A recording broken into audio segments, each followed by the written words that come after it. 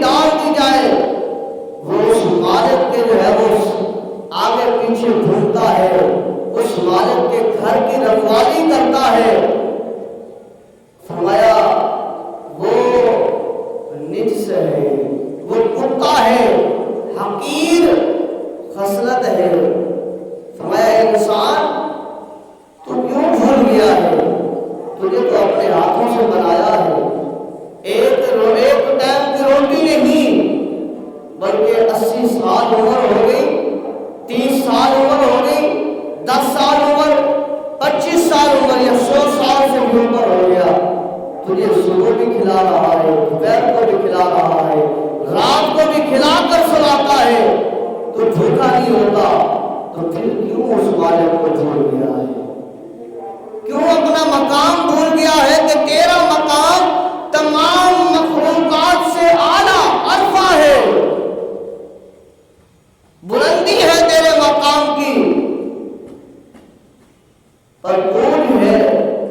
میں جو ہوں وہ مالک لم یزل کا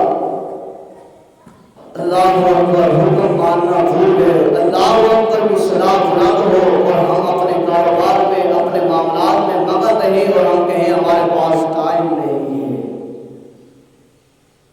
تو ہے تو بظاہر اللہ تبارک و تعالیٰ نے تو تمام مخلوقات سے ہمیں اعلیٰ بنایا ہے، لیکن ہم ہیں کہ ہم دوڑتے ہیں بھاگتے ہیں کس کے لیے؟ کہ ہم ان مخلوقات سے کم ہو جائیں۔ وہ حقیر جانور ہو کر ایک وقت اسے کھانا دیا جائے، وہ اپنا مرنا جینا اپنے مالک کے دروازے پر کر دیتا ہے، وہ راتوں کو نہیں سوتا،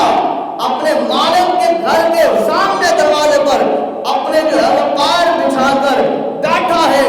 اپنے سر کو اٹھا کر بیٹھا ہے، اپنی آنکھوں کو جھکاتا نہیں کہ کہیں میرے مالک کے گھر کا کوئی نقصان نہ ہو جائے، اس کے مال ڈنگر کا کوئی جو ہے وہ نقصان نہ ہو جائے،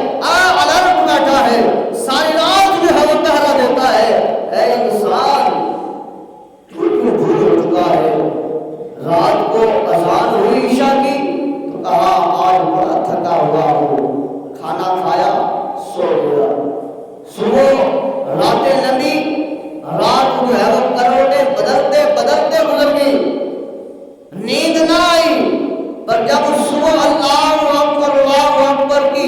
صدا بلند ہوئی ہم نے سنی اور پھر کہا چلو پھر پڑھ لیں گے، بعد میں پڑھ لیں گے، بعد میں پڑھ لیں گے۔ تو ذرا موازنہ تو ہم اپنا کریں کہ ہمارا موازنہ کیا ہے؟ کیا ہم پھر اس مقام پر کھڑے